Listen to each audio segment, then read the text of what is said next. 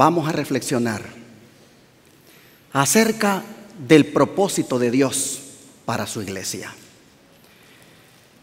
Iglesias hay por miles, pero que estén cumpliendo con el propósito de Dios, eso es otra cosa. Pero, ¿cuál es el propósito de Dios? Para saberlo, remontémonos allá al siglo XV, antes de Cristo, allá al país de Egipto, a los días de Amenhotep II, quien era el faraón de ese país en ese tiempo. A él Dios le reveló cuál es el propósito para su iglesia. Vamos a abrir la Biblia en el libro de Éxodo, capítulo 7, versos 15 y 16.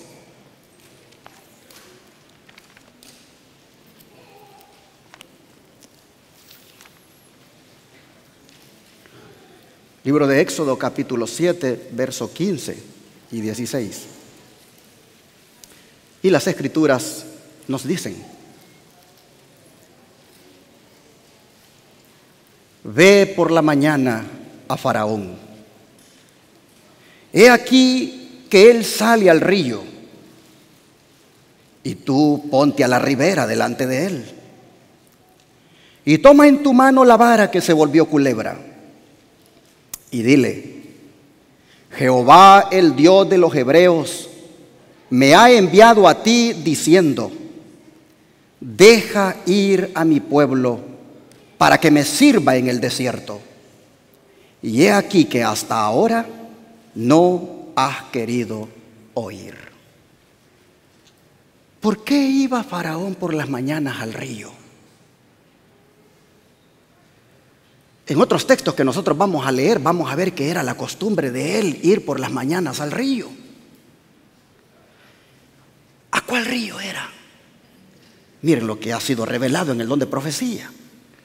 Dice: a Moisés y a Aarón se les indicó que a la mañana siguiente se dirigieran a la ribera del río, a donde solía ir el rey. Como las crecientes del Nilo eran la fuente del alimento y la riqueza de todo Egipto, se adoraba a este río como ¿qué cosa? Como a un dios. Y el monarca iba allá diariamente a cumplir sus devociones. Así está escrito, Patriarcas y Profetas, página 239. Así que el Nilo era uno de los dioses de Egipto, y fue allí en las riberas de aquel río donde el texto bíblico nos dice que a Faraón, el hombre más poderoso del mundo de aquella época, le fue revelado el propósito de Dios para su iglesia. Allí se le dio la orden que dejara ir al pueblo de Dios para que lo sirviera en el desierto. Y se le dio una demostración de quién era Dios al convertir las aguas de ese río en sangre, porque él había preguntado anteriormente: ¿y quién es Jehová para que yo le haga caso? Pero aunque la demostración, hermanos, fue más que contundente, el registro bíblico dice que él endureció su corazón y que no quiso dejar salir al pueblo, más bien lo maltrató bien feo. De manera que fue necesario darle otra orden. Capítulo 8 ahora, vean lo que dice el verso 1. Entonces Jehová dijo a Moisés: entra a la presencia de Faraón y dile: Jehová ha dicho así: deja ir a mi pueblo para que me sirva. Es la segunda vez. Uno pudiera decir: basta, porque por cada vez que se le dice, hay demostraciones de quién es Jehová para que él vea que es orden divina. Y sin embargo, hermanos, si uno sigue leyendo allí, encuentra que tampoco lo quiso dejar ir. Así que veamos el verso 20. Tiene que dársele otra orden ahora. Capítulo 8, verso 20. Jehová entonces le dijo a Moisés: levántate de mañana y ponte delante de Faraón. He aquí que él sale al río. Y dile: Jehová ha dicho así: deja ir a mi pueblo para que me sirva. Tercera vez. Es como para entender. Evidencias se le han mostrado de quién es Dios. Y sin embargo, hermanos, no lo deja ir. De manera que Dios le vuelve a dar otra orden, capítulo 9, ahora verso 1. Y aquí nosotros encontramos: entonces Jehová dijo a Moisés: entra a la presencia de Faraón y dile: Jehová, el Dios de los hebreos, dice así: deja ir a mi pueblo para que me sirva.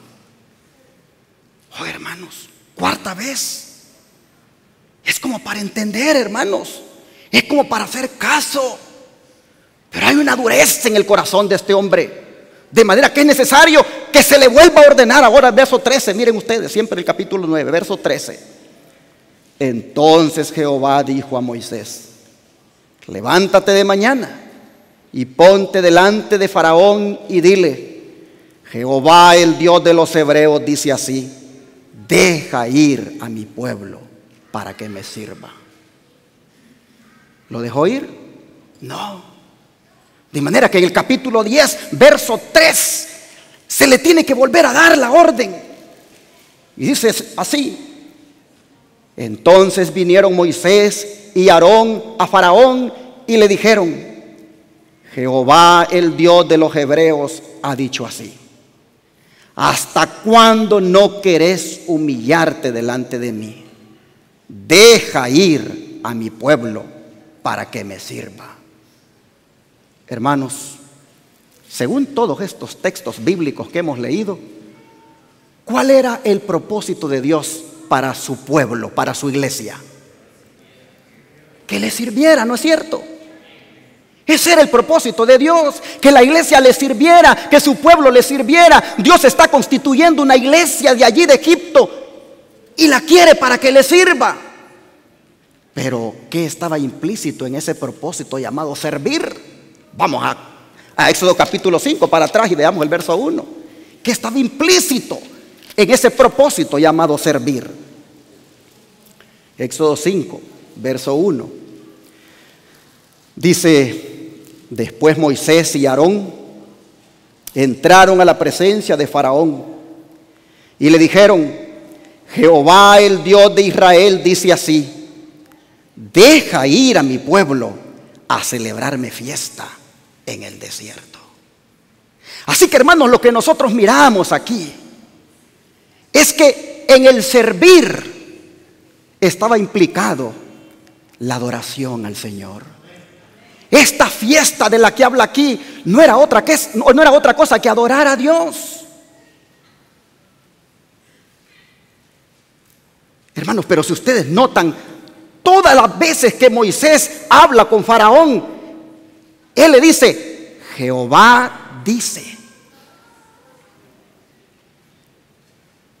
Pero ¿quién era ese Jehová? Era el mismo yo soy. Aquel que se le apareció en la zarza ardiente, el cual la mensajera del Señor, por inspiración del Espíritu Santo, identifica con Cristo. Mire, el deseo de toda la gente es lo que dice. La zarza ardiente, dice, en la cual Cristo apareció a Moisés, revelaba a Dios. El símbolo elegido para representar a la divinidad era una humilde planta que no tenía atractivos aparentes, pero esa planta encerraba ¿a quién? Al infinito. Amén. Así que era en nombre de Cristo que Moisés le estaba dando la orden a Faraón. Y fue Cristo, hermanos, quien finalmente sacó a las huestes de Israel de Egipto. Cristo sacando a su iglesia de Egipto para que lo adoren. Y Pablo lo entendió. Pablo comprendió que había sido Cristo. Vamos a leer lo que él nos dice en 1 Corintios capítulo 10, verso 1 al 4. 1 Corintios capítulo 10, verso 1 al 4.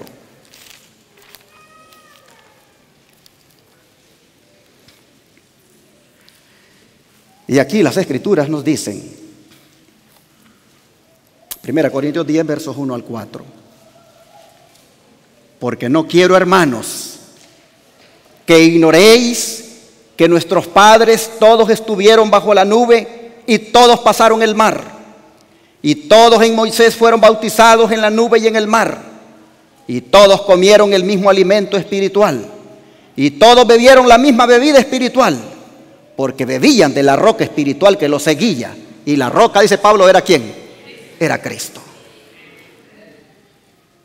Así que Cristo, hermanos, Cristo era el que le estaba dando la orden a Faraón: deja ir a mi iglesia, suelta mi iglesia, quiero que mi iglesia me adore. El don profético confirma lo que acabamos de decir. Vean ustedes esta declaración de palabras de vida del Gran Maestro, página 230.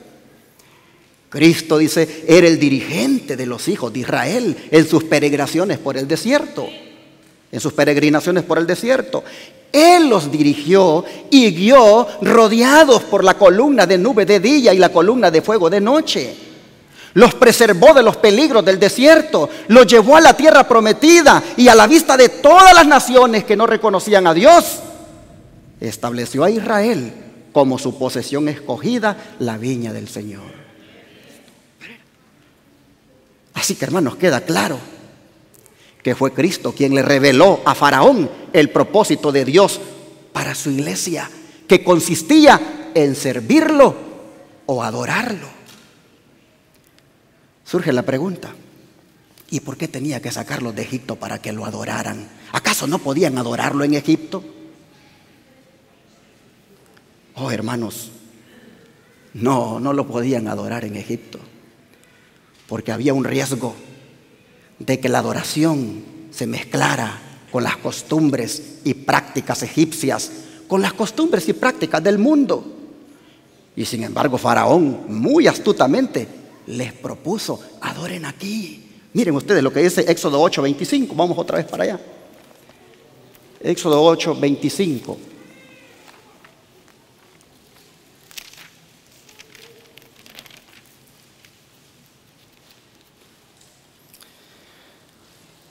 Y aquí dice: entonces Faraón llamó a Moisés y a Aarón y les dijo: andad, ofreced sacrificio a vuestro Dios. ¿A dónde? Le dice: en la tierra. ¿En cuál tierra? Allí en Egipto. En otras palabras le dice: adoren en Egipto. Se puede adorar a Dios en Egipto. ¿Por qué los tienes que sacar de aquí? Oh, hermanos, y qué tremendo como Moisés le respondió. Moisés le dijo en los versículos 26 al 27, de allí mismo, dice del capítulo 8.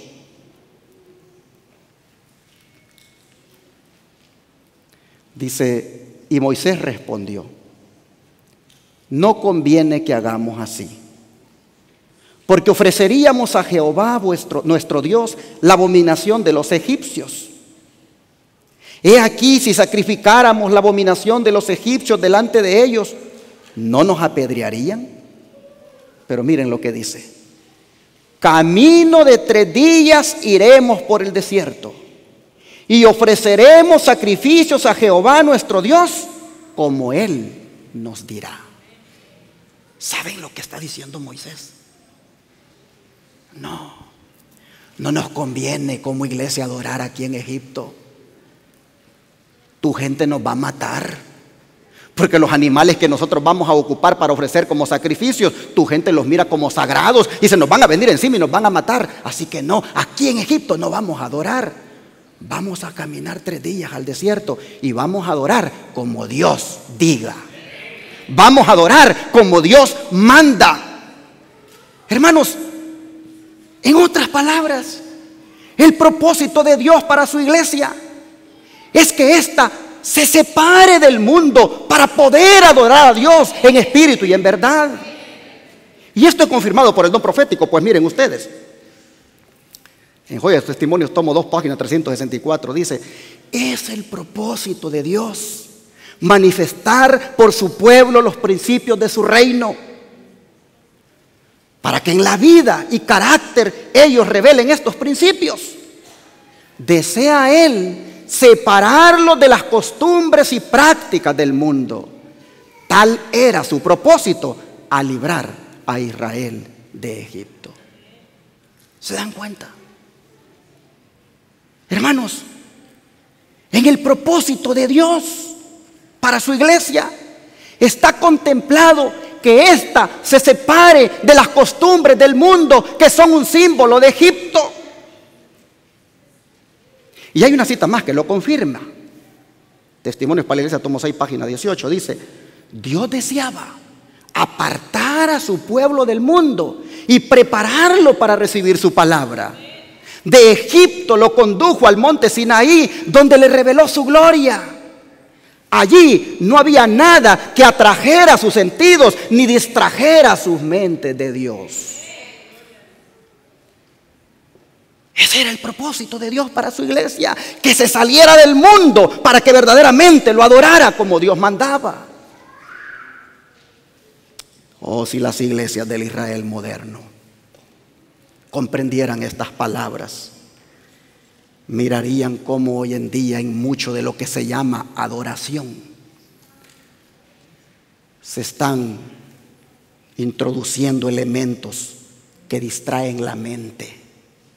Como por ejemplo, la música que se usa para alabar al Señor, que lleva batería. Que se ponen algunos adoradores que distraen la mente. Y no digamos la forma de vivir de los adoradores.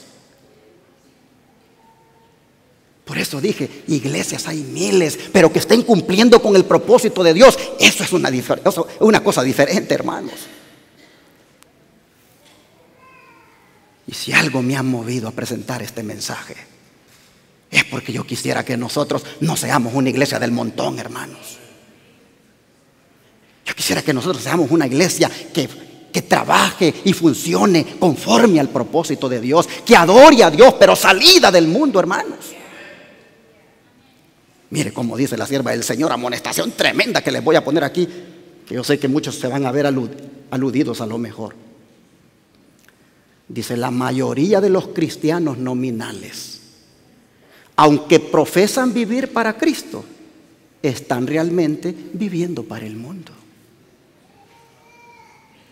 No disciernen la excelencia de las cosas celestiales y por lo tanto no pueden amarla de veras. Muchos profesan ser cristianos porque consideran honorable el cristianismo. No disciernen que el verdadero cristianismo significa llevar la cruz. Y su religión tiene poca influencia para impedirles tomar parte en los placeres mundanos. Algunos pueden entrar en el salón de los bailes y participar de todas las diversiones que proporciona. Otros no pueden ir hasta allá al salón de los bailes, pero pueden asistir a fiestas de placer, picnics, espectáculos y otros lugares de diversión mundanal. Y el ojo más avisor no alcanza a discernir diferencia alguna entre su apariencia y la de los incrédulos. En chorcitos enseñando las piernas andan las mujeres del mundo que no conocen a Dios, y así andan también las del Israel moderno. Vete al Six Flags, el parque de diversiones de aquí, cerca de Dallas. Vete un domingo y mira a las mujeres mundanas cómo andan allí, vestidas, con sus chorcitos enseñando su cuerpo. Pero por ahí vas a encontrar también que andan algunas jovencitas del Israel moderno que dicen que se están preparando para ir al cielo, igualmente vestidas como ellas. Oh, hermanos, no hemos entendido qué clase de iglesia el Señor quiere que seamos, que es una iglesia salida del mundo. Esto que leí está en Consejo para los Maestros, página 310, pero miren ustedes, sigue diciendo aquí: me lleno de tristeza cuando pienso en nuestra condición como pueblo. El Señor no nos ha cerrado el cielo, pero nuestra propia conducta de permanente apostasía nos ha separado de Dios. El orgullo, la codicia, el amor al mundo han vivido en el corazón sin temor a la expulsión o la condenación. Pecados dolorosos cometidos con presunción se manifiestan entre nosotros. Y sin embargo la opinión general es que la iglesia está floreciendo. y que existe paz y prosperidad espiritual en todos sus términos. Pero miren qué triste. La iglesia ha dejado de seguir en pos de Cristo, su líder, y está volviéndose firmemente ¿hacia dónde? Hacia Egipto. Jesús diciéndole a su iglesia: salgan de Egipto. No quiero que estén en Egipto, pero las iglesias yendo hacia Egipto. Entonces surge la pregunta: y ante esta realidad, ¿qué es lo que queda? Pues hermanos, no queda más que separarse. Separarse de esas congregaciones donde la apostasía, hermanos, prolifera y nadie la amonesta, ni desde el púlpito se predican sermones para amonestarla. A menos que uno se quiera ir con esas iglesias a Egipto, pues entonces, ¿verdad? Pues se queda allí. Hermanos, yo voy a llevarlos a ustedes ahora a un punto que les va a ustedes a dar la seguridad de que lo que ustedes hicieron con haberse separado de donde estaban fue la decisión más correcta que han hecho. Porque a partir de aquí, por lo que hemos visto y lo que vamos a ver, el principio de la separación, hermanos, es aprobado por Dios. Lo que Dios no aprueba es la división. Andar generando división en la iglesia, andar generando desacuerdos en la iglesia, eso Dios no lo aprueba. Pero separarse cuando hay apostasía, cuando hay mundanalidad, eso sí es aprobado por Dios. Hay evidencias bíblicas e históricas que lo demuestran. Bueno, vamos a mostrar una evidencia bíblica. El caso de Abraham, por ejemplo. Vamos al libro de Génesis capítulo 12, verso 1. Génesis capítulo 12, verso 1.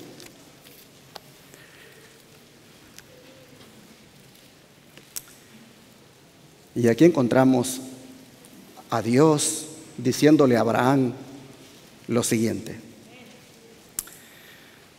pero Jehová había dicho a Abraham: vete de tu tierra y de tu parentela, de la casa de tu padre, a la tierra que te mostraré. Hermanos, en la expresión vete de tu tierra, nosotros vemos que la palabra de Jehová para Abraham comienza con una orden. Y la orden es a romper con el pasado. Y por ende, esta orden implica una separación. Mire lo que dice el don profético, porque todo está respaldado, todo está evidenciado. Dice, a fin de que Dios pudiera capacitarlo para su gran obra como depositario de los oráculos sagrados, Abraham debía, ¿qué cosa, hermanos? Separarse de los compañeros de su niñez. ¿Por qué? Porque la influencia de sus parientes, dice, y amigos, impediría la educación que el Señor intentaba dar a su siervo.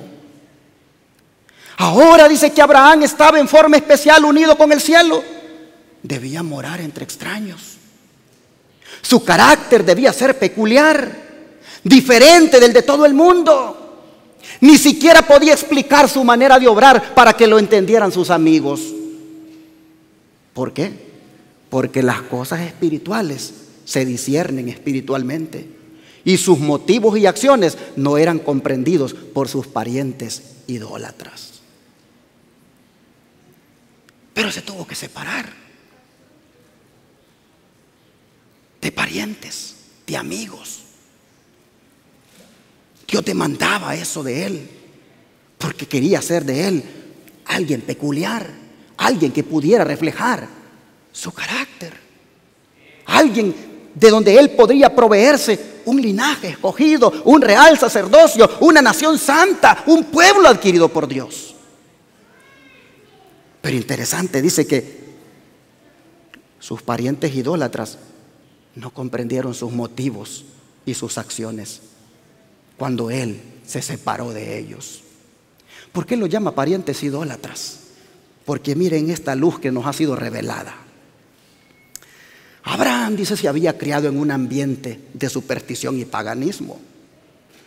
Aún la familia de su padre, en la cual se había conservado el conocimiento de Dios, Estaba cediendo a las seductoras influencias que lo rodeaban y servían, dice, a dioses extraños, en vez de servir a Jehová.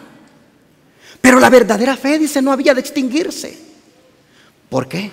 Porque Dios ha conservado siempre un remanente para que le sirva. Adán, Set, Enoc, Matusalén, Noé, Sem, en línea ininterrumpida. Estos, dice, transmitieron de generación en generación las preciosas revelaciones de su voluntad, la voluntad de Dios. Y el hijo de Taré, o sea, Abraham, se convirtió también, dice, en el heredero de ese santo cometido. Por todas partes, dice, lo invitaba a la idolatría, pero en vano. Fiel entre los fieles, incorrupto en medio de la prevaleciente apostasía, se mantuvo firme en la adoración del único Dios verdadero. Ese es el padre de la fe, hermanos, Abraham. Para mantenerse así, fiel entre los fieles, incorrupto en medio, bueno, fiel entre los infieles, incorrupto en medio de la prevalecente apostasía. Para eso, hermanos, se tuvo que separar. Dios le ordenó que se separara. Bueno, pero nosotros acabamos de leer de que las acciones y los motivos de Abraham no fueron comprendidos, dice, por sus parientes idólatras. ¿Y acaso no pasó lo mismo con Jesús? ¿Acaso cuando Jesús vino aquí igualmente sus parientes y la gente de su tiempo pues igual no comprendió sus motivos y sus acciones? ¿Qué hizo él cuando en Judea no le comprendieron su obra? Vamos a leer, vamos al Evangelio de Juan, capítulo número 4, verso 1 al 3.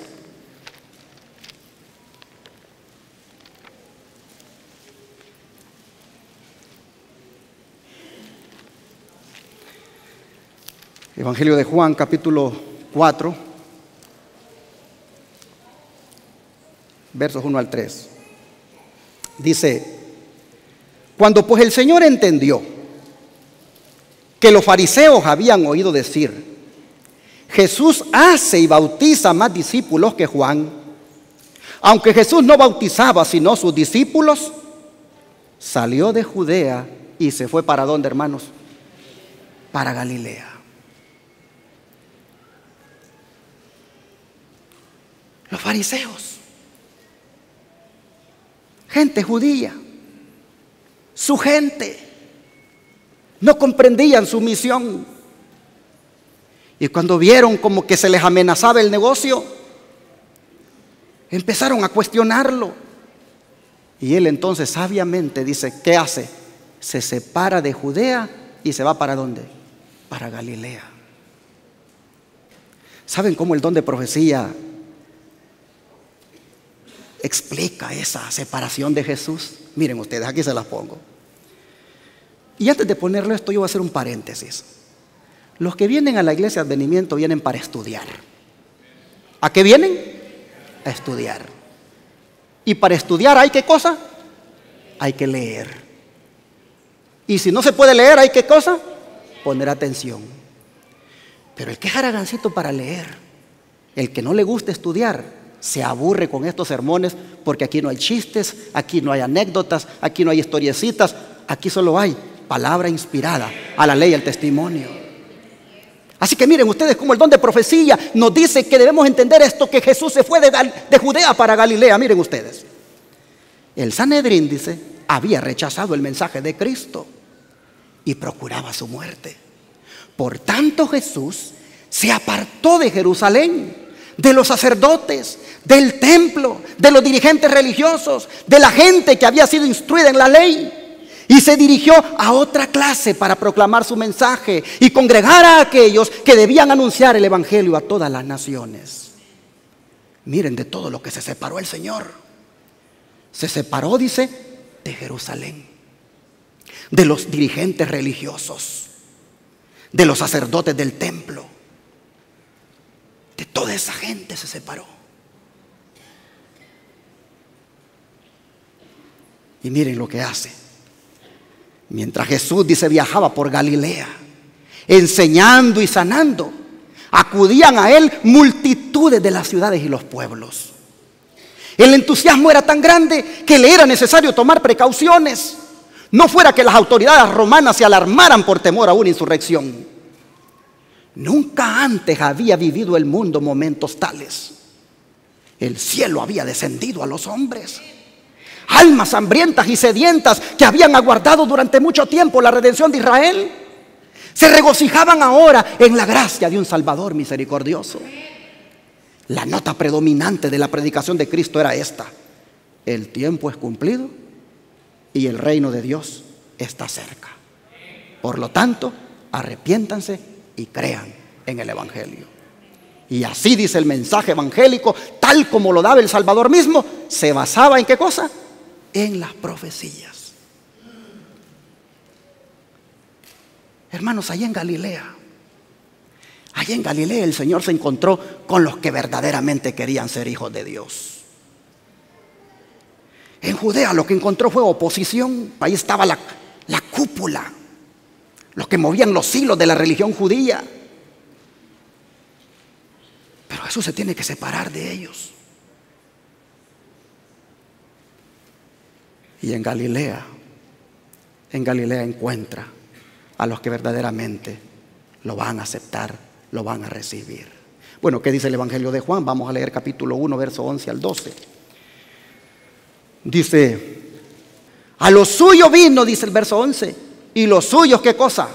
No le recibieron. Y el 12 dice, mas a todos los que le recibieron, a los que creen en su nombre, a esto dice, ¿qué cosa? Les dio potestad de ser hechos hijos de Dios. Ahí estaban en Galilea los que verdaderamente creyeron en su nombre. Pero ¿quiénes fueron los privilegiados primeramente de que lo pudieran recibir? Los judíos. Los judíos, hermanos, rechazaron la luz. Los rabinos, que tuvieron el privilegio de aceptar aquello, lo rechazaron. Y cuando la luz fue rechazada, hermanos, entonces a Jesús no le quedó más remedio que separarse e irse para Galilea. Y como dije hace un rato, evidencias bíblicas e históricas que respaldan el principio de la separación de la apostasía y de la mundanalidad, hermanos, los hay. Ya hemos presentado aquí por lo menos 3. Cuando Dios saca a su pueblo de Egipto, cuando Abraham es sacado de su tierra y de su parentela, y Jesús yéndose a otro lugar cuando no es aceptado su mensaje. Pero dije que el principio de la separación tiene evidencias históricas, porque lo que hizo Jesús allí en Jerusalén, también, hermanos, lo hicieron los reformadores. Aquellos hombres que se levantaron allá por los años 1700, con Martín Lutero, aquellos hombres como Juan Wycliffe, Juan Hus, Melanchthon y tantos otros. Mire lo que dice la sierva del Señor al respecto de ellos. Así como la luz, dice, y la vida de los hombres fue rechazada por las autoridades eclesiásticas en los días de Cristo, ha sido rechazada en toda generación sucesiva. Vez tras vez se ha repetido la historia del retiro de Cristo de Judea. Cuando los reformadores predicaban la palabra de Dios, ellos no pensaban separarse de la iglesia establecida. ¿Cuál era la iglesia establecida de ellos? A ver, hermanos, la iglesia católica. Ellos, dicen, no pensaban separarse de la iglesia católica. Pero, dice, los dirigentes religiosos, tal como en los días de Cristo, no quisieron tolerar la luz. Y los que la llevaban se vieron obligados a buscar otra clase que anhelaba conocer la verdad. En nuestros días, dice, pocos de los que profesan seguir a los reformadores están movidos por su espíritu. Pocos escuchan la voz de Dios y están listos para aceptar la verdad en cualquier forma que se les presente. Hermanos, ¿por qué existe la iglesia protestante? Porque se separó. El principio de la separación tuvieron ellos que ponerlo en práctica para poder existir ahora como iglesias protestantes. Todas las iglesias evangélicas que hay ahora, un día, hermanos, sus líderes fueron protestantes y se separaron de la iglesia católica para venir a constituir el protestantismo. Si el principio de la separación no lo hubieran empleado, como dice esta sierva, tal como Cristo lo empleó aquel día que se fue de Judea, no hubieran iglesias protestantes. Pero si ustedes han notado en la lectura que acabamos de leer, dice que fue el rechazo de la luz. La causa de la separación fue que rechazó la luz, el liderazgo de la iglesia católica de aquel tiempo. ¿Y qué empezaron a hacer? ¿Qué empezaron a hacer cuando rechazaron la luz? ¿Qué empezaron a hacer con aquellos que propagaban la luz de la verdad? Como lo fueron Lutero, como lo fueron Juan Wycliffe y todos los que he mencionado. ¿Qué empezaron a hacer?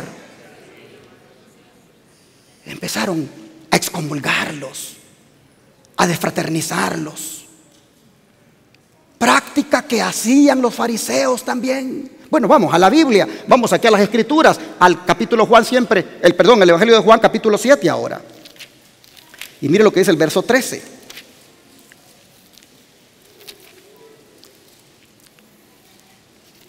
Y aquí dice: pero ninguno hablaba abiertamente de él. ¿De quién? De Cristo. ¿Por miedo a quién? A los judíos. Ahora mire el capítulo 9, verso 22. Siempre de aquí de Juan. Capítulo 9, verso 22. Y aquí dice: esto dijeron sus padres, porque tenían miedo de los judíos, por cuanto los judíos ya habían acordado que si alguno confesara que Jesús es el Mesías, que fuera expulsado de la sinagoga. Ahora mire el capítulo 12, siempre de Juan, y vamos a leer los versículos 42 al 43.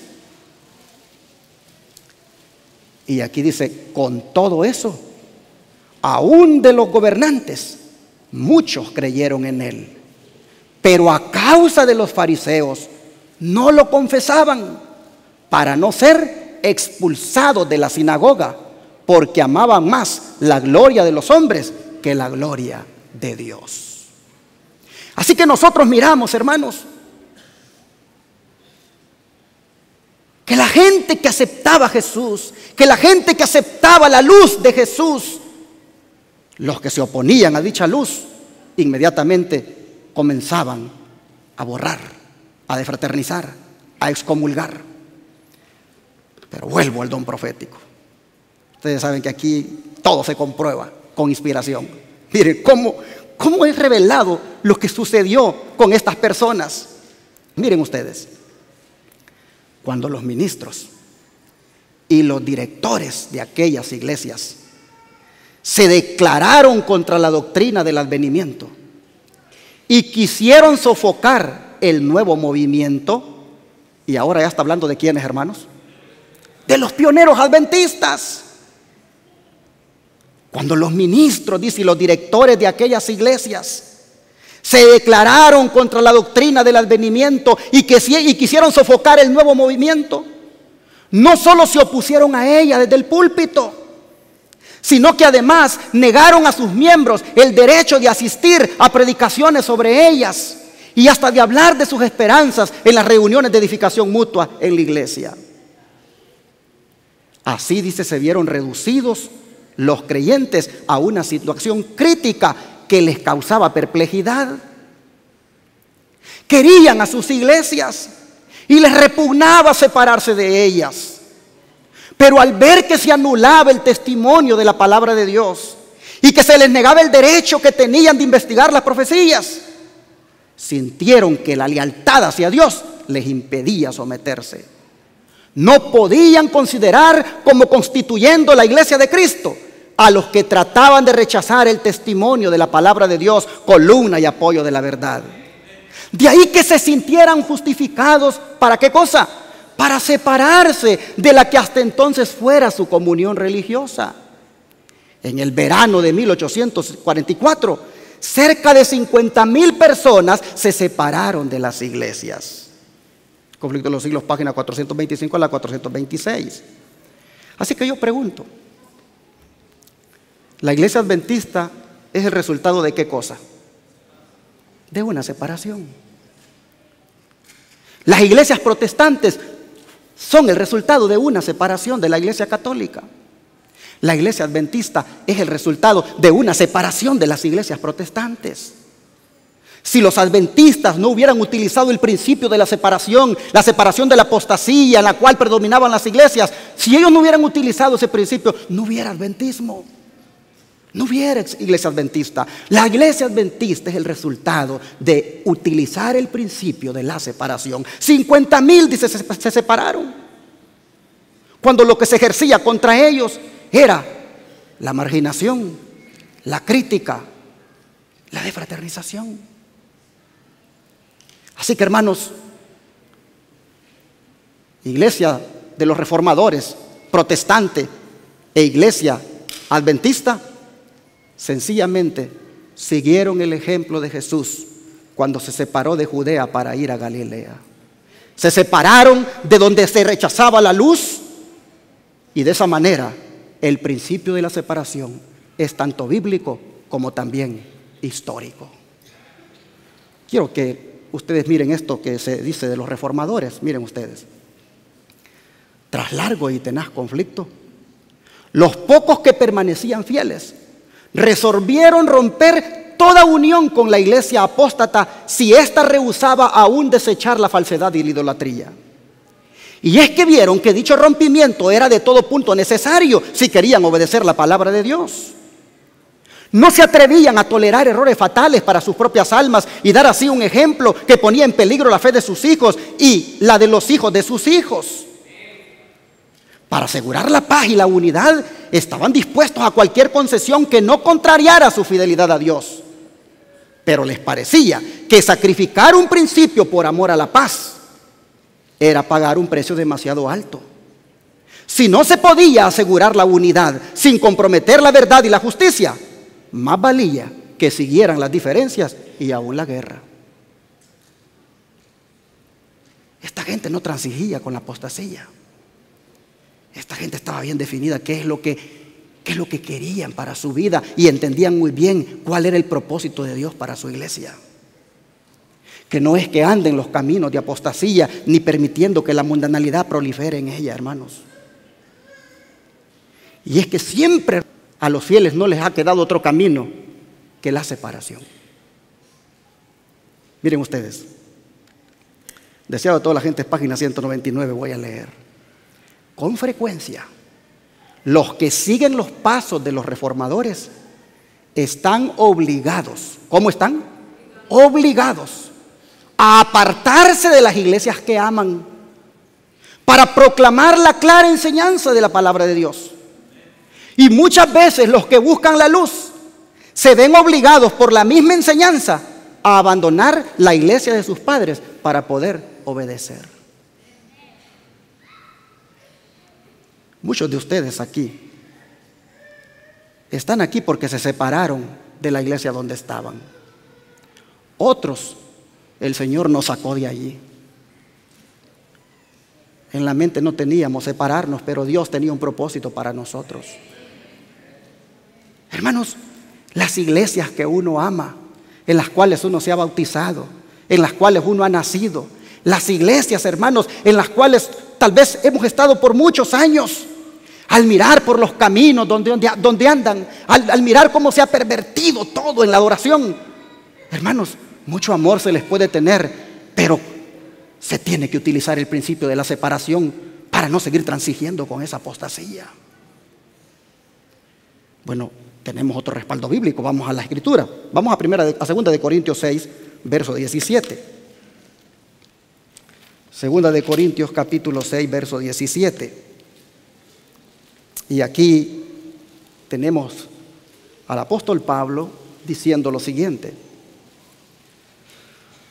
por lo cual, salid de en medio de ellos y apartaos, dice el Señor, y no toquéis lo inmundo, y yo os recibiré. ¿Qué es lo que dice el Señor? Apartaos, salid, no toquéis lo inmundo.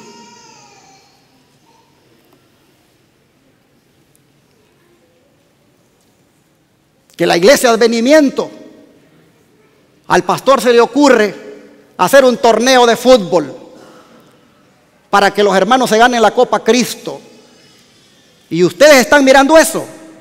El Señor dice, apártense de la iglesia de advenimiento. Apártense, no participen de esa mundanalidad. El texto es bien claro. Salgan, apártense, no toquen lo inmundo. Y miren esta amonestación que tenemos aquí en Evento de los Últimos Días, página 86. No debemos confederarnos con los mundanos, no sea que lleguemos a imbuirnos de su espíritu y que nuestro discernimiento espiritual se vuelva confuso y veamos a aquellos que tienen la verdad y llevan el mensaje del Señor desde el punto de vista de las iglesias cristianas nominales. Existe ese riesgo, existe ese peligro. Sigue diciendo, todos los que son leales a Dios y a la verdad deben mantenerse firmemente de parte de lo correcto, porque es correcto. Juntarse con los que no son consagrados y aún ser leales a la verdad es sencillamente imposible. No podemos unirnos con los que se complacen a sí mismos, que se ocupan de planes mundanales sin perder nuestra relación con el consejero celestial. Podemos recuperarnos de la trampa del enemigo, pero quedamos lastimados y heridos y se ha empequeñecido nuestra vida espiritual. Comentario bíblico adventista, hermana White, tomo 5, página 1062. 1 Corintios 5, vamos para atrás. Estábamos en segunda, vamos a la primera carta ahora. Y miren lo que dice aquí. 1 Corintios 5, versículos 9 al 11.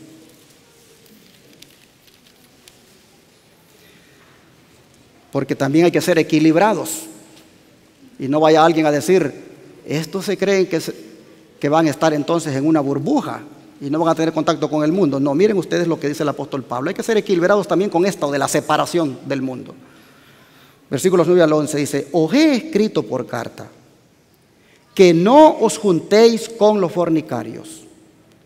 No absolutamente con los fornicarios de este mundo, o con los avaros, o con los ladrones, o con los idólatras, pues en tal caso os sería necesario salir del mundo. Más bien os escribí que no os juntéis con ninguno que llamándose hermano fuere fornicario o avaro o idólatra o maldiciente o borracho o ladrón, con el tal, ¿qué cosa? Ni aún comáis. Pero noten, hay que ser equilibrados. No nos vamos a separar del mundo al punto de que no le hablemos a los del mundo, sino que a no estar con ellos en sus prácticas mundanales que utilizan tanto en la adoración como también en sus prácticas cotidianas. Pero de aquellos, dice, miren ustedes, de aquellos que se hacen llamar hermanos, de aquellos que se hacen llamar iglesia de la verdad presente, de aquellos que se hacen llamar iglesia remanente, pero andan, dicen, fornicaciones, andan en adulterios y se dejan pasar, y ahí se tolera de todo. Con eso, dice, ni siquiera te sientes a comer. Así está diciendo el apóstol Pablo. Y miren el consejo inspirado que se nos da en el don de profecía. Los que siguen a Cristo deben separarse de los pecadores y buscar su compañía tan solo cuando haya oportunidad de beneficiarlos. No podemos ser demasiado firmes en la decisión de evitar la compañía de aquellos cuya influencia tiende a alejarnos de Dios. Mientras oramos, no nos dejes caer en tentación. Debemos evitar la tentación en todo lo posible. Pero volviendo al texto, hermanos, de este que dice Pablo, que de esos que se dicen que son hermanos, pero con sus prácticas del mundo todavía, surge la pregunta, ¿se podrá aplicar eso a los adventistas del séptimo día?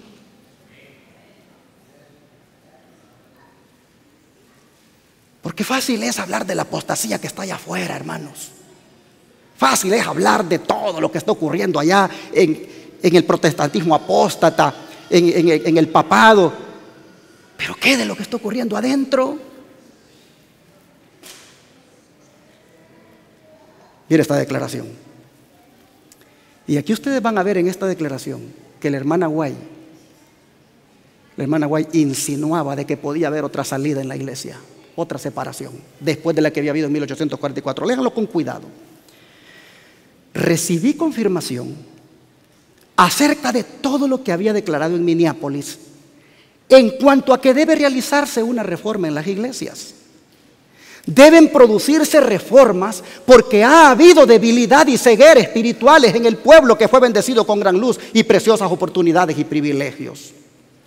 Como reformadores salieron de las iglesias denominacionales, pero ahora juegan un papel semejante al que habían desempeñado esas iglesias. Y ahí está subrayado: esperábamos que no habría necesidad de otra salida. En 1889, esto está en Eventos Finales, página 49, en 1889, ella escribió: esperábamos que no hubiera necesidad de otra salida. Pero está ocurriendo. Ellos esperaban que no hubiera otra salida, pero se está dando la salida. Porque la iglesia depositaria de la verdad, hermanos, lamentablemente tiene la verdad, pero no quiere ser santificada por la verdad y no quiere tampoco predicar la verdad en los términos como ha sido dada. Así que se insinuaba que podría haber otra salida. Escuchen esto, para que quede más claro. Es una solemne declaración la que hago a la iglesia, de que ni uno de cada 20 de aquellos cuyos nombres están registrados en los libros de la iglesia se haya preparado para terminar su historia terrenal, y que estaría tan ciertamente sin Dios y sin esperanza en el mundo como el pecador común. Está hablando de la iglesia adventista. Profesan servir a Dios, pero están sirviendo fervientemente a Mamón. ¿Quién es Mamón? El Dios del dinero, el Dios de las riquezas. Muchos, dice, han traído a la iglesia su propio espíritu insubordinado, carente de refinamiento. Su gusto espiritual está pervertido por sus propias corrupciones inmorales y degradantes, y simbolizan al mundo en espíritu, en corazón y en propósito, confirmándose a sí mismos en prácticas lujuriosas, completamente llenos de engaño en su profesa vida cristiana. Viven como pecadores y pretenden ser cristianos. Los que pretenden ser cristianos y confesar a Cristo deben salir de entre ellos y no tocar cosa inmunda. ¿Y qué cosa? Separarse. Servicio Cristianos, página 52 a la 53. Y hoy se hace un gran escándalo cuando alguien se sale de la organización. Oh, se salió, ya no es más del pueblo de Dios, se va a perder. Cuando el principio de la separación está tan evidenciado en la Biblia y en la historia. Miren, yo tengo mucho contacto con muchas personas. Hay muchas iglesias de hogar que están funcionando ahora. Y muchos de ellos, cuando les pregunto, ¿por qué ustedes están afuera de la organización? Interesante. Nunca me dicen de que están afuera por asuntos administrativos. Nunca me dicen de que están afuera por cuestiones que pasan en los líderes de la iglesia. Siempre la razón que me dan es porque ya no podíamos soportar la mundanalidad que había en la iglesia. La razón que dan ellos por la cual se han separado es porque sencillamente querían adorar a Dios en espíritu y en verdad. Y no como aquel diácono que vino el otro día aquí, que me dijo: ¿usted me permite congregarme aquí? Me dice, de ahora en adelante. Sí, hermano, le digo yo. ¿Por qué razón? Porque soy director de diáconos, me dice, en la iglesia. Y todos los sábados tengo que andar poniendo toallas en las sillas adelante. Y se ha enojado la gente porque yo ando poniendo toallas allí. ¿Y por qué pone toallas? Le digo. Para que las hermanas se tapen las piernas, porque cuando se sientan se les sube tanto la falda que enseñan todo, y yo tengo que poner esas toallas para que se cubran.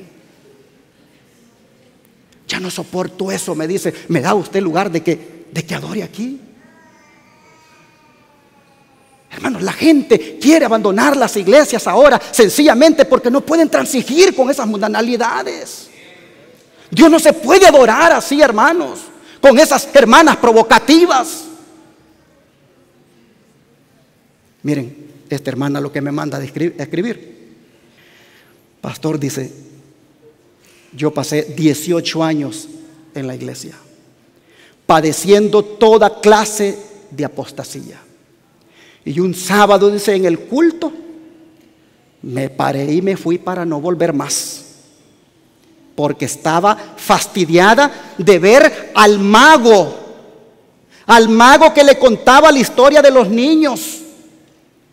Siempre lo hacía con magia y ponía su mesita y su mantelito, y cada historia que les contaba era haciendo aparecer y desaparecer cosas. Y el pastor le permitía, porque dijo que ese hermano diezmaba muy bien, casi diezmaba por toda la iglesia. Y eso fue el colmo para mí, dice, y me tuve que ir. Ese sábado le dije a mi esposo y a mis hijos: si ustedes se quieren quedar, quédense, pero yo no soporto ver a este mago haciéndole magia a los niños.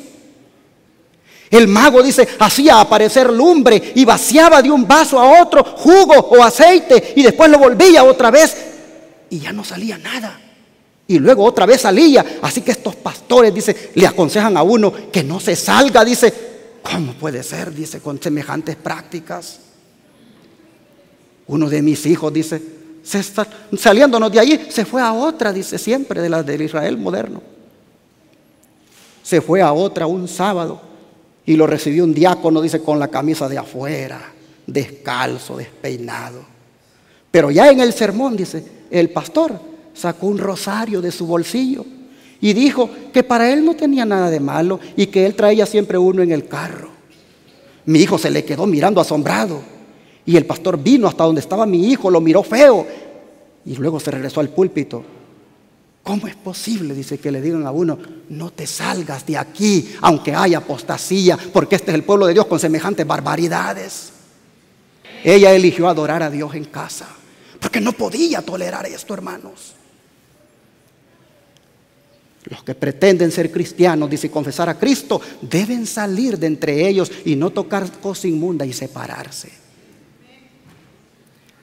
3 textos nada más voy a compartirles para terminar. Segunda de Timoteo 2:19.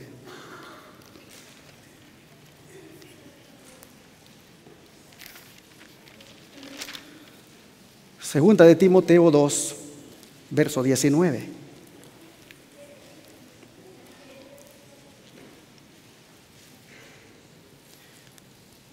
Pero el fundamento de Dios está firme, teniendo este sello: conoce el Señor a los que son suyos, y apártese de iniquidad todo aquel que invoca el nombre de Cristo. Vamos al otro. Isaías 52, 11 al 12. Isaías 52, 11 al 12.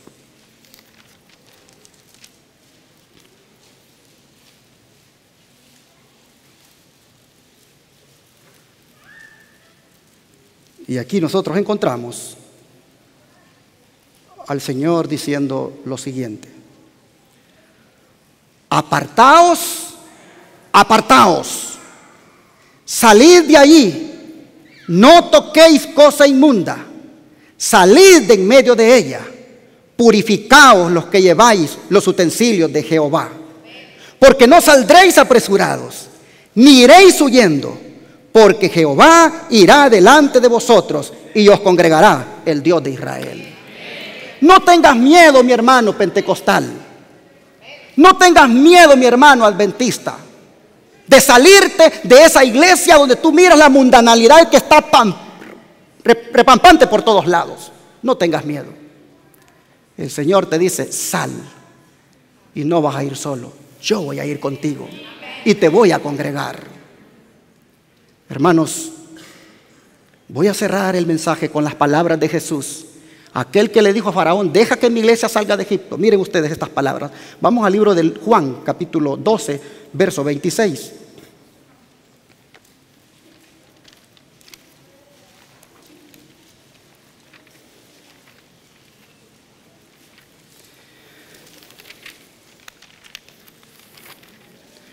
Juan 12, verso 26. Y aquí está el Señor Jesús diciendo: si alguno me sirve, ¿qué cosa? Sígame. Y donde yo estuviere, allí también estará mi servidor. Si alguno me sirviere, ¿qué cosa? Mi Padre le amará, le honrará. Hermanos y hermanas, estas palabras de Jesús son que aquellos que elijan servirlo, son que aquellos que elijan, hermanos, adorarlo como Él se merece y se aparten del mundo, estas palabras son que el Señor les va a dar un premio, porque dice: mi Padre le honrará. Y el premio, hermanos, no es otra cosa que la vida eterna. Es mi deseo y oración que, habiendo entendido todos cuál es el propósito de Dios para con su iglesia, que es que se separe del mundo para adorarlo, es mi deseo que todos aquí salgamos del mundo. Salgamos de las iglesias donde el mundo se ha metido y no se dice nada. Pero también, hermanos, salgamos del mundo que tenemos aquí en la cabeza.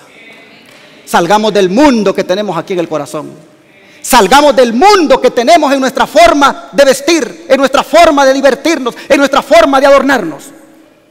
Salgamos del mundo, porque el que es amigo del mundo es enemigo de Dios. Que Dios nos ayude para que como iglesia Advenimiento y como miembros individuales, todos salgamos del mundo, porque ese es el propósito de Dios. Que Dios les bendiga.